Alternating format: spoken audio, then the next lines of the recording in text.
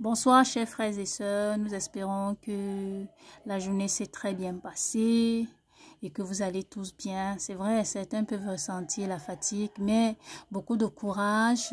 Jésus-Christ est notre force. Aujourd'hui, nous sommes au 11e jour de nos 28 jours de jeûne avec pour thème augmenter notre foi et vivre une purification profonde. Avant tout, j'exhorte chacun de liker les vidéos, de cliquer sur les boutons j'aime et surtout partager. Parce qu'en partageant, nous contribuons à l'évangélisation, à l'annonce de la bonne nouvelle. Et nous ne savons pas, les vidéos que nous partageons et les prières faites, ce qu'elles peuvent apporter comme transformation dans la vie de ceux qui les reçoivent. Notre thème est basé sur la foi. Et nous savons tous, tel qu'il est écrit dans Hébreux 11, verset 1, que la foi est la ferme assurance des choses qu'on espère, une démonstration de celles que l'on ne voit pas.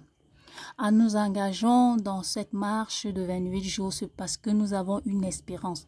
Et l'espérance que nous l'avons mise en Dieu, en l'Éternel et en notre Seigneur Jésus-Christ. Et c'est parce que nous croyons et c'est parce que nous savons qu'avec lui, ce que nous demandons, nous recevons. Ce matin, nous avons prié avec le psaume 9 où on parlait, où le roi David présentait la situation à l'Éternel face à ses ennemis. Je veux rappeler que la marche du jeûne, c'est un combat spirituel. C'est un combat spirituel. Pourquoi? Parce que le jeûne permet non seulement de chasser certains démons, mais également le jeûne nous renforce avec notre Seigneur. Ça renforce nos liens, notre intimité avec le Christ. Mais aussi ça permet de repousser l'ennemi. Ça permet de repousser le malin. Oui, quand le Seigneur Jésus-Christ a fait les 40 jours de jeûne au désert, il a accompli. Il a vaincu le malin. Et il a vaincu le malin comment? Par la parole. Il s'est appuyé par la parole. Parce que c'est la parole, celle-là même, qui nous permet d'avoir la connaissance. C'est la parole, celle-là même, qui nous permet de diriger, d'orienter nos prières par rapport aux situations que nous vivons. Alors, chers frères et sœurs, je vous exhorte à rester toujours connectés, à rester toujours dans la communion, à vivre, Seigneur, en mangeant ce pain quotidien qui est la parole. Parce que la Bible déclare d'ailleurs que nous périssons parce que nous manquons de connaissance. Et la connaissance, nous l'avons où? À travers la lecture des Écritures. Donc, frères et sœurs, pour que notre foi augmente, nous devons être connectés. Connectés à la parole, connectés aux Écritures, connectés aux Écritures qui nous parlent des héros tels que Abraham, qui nous parlent des héros tels que Enoch, qui nous parlent de Moïse, qui nous parlent de l'homme selon le cœur de Dieu qui est David.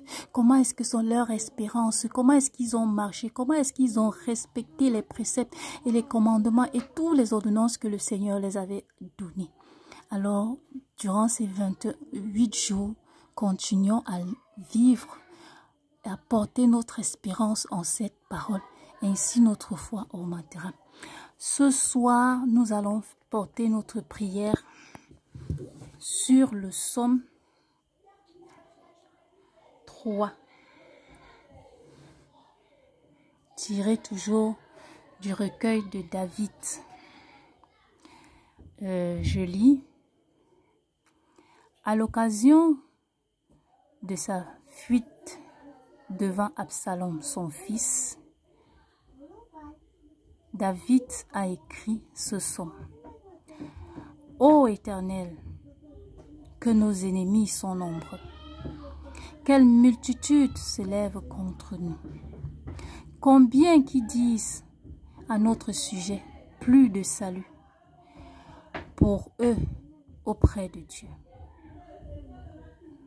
Mais toi, ô Éternel, tu es notre bouclier, tu es notre gloire et tu relèves nos têtes. de nos voix, nous crions à l'Éternel et il nous répond de sa montagne sainte. Nous nous couchons et nous nous endormons. Nous nous réveillons car l'Éternel est notre soutien. Nous ne craignons pas les myriades des peuples qui nous assiègent de toutes parts.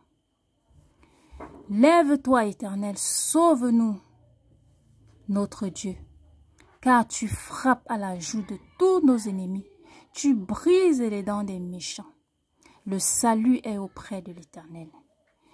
Que ta bénédiction soit sur chacun de nous, sur chacun de ceux-là qui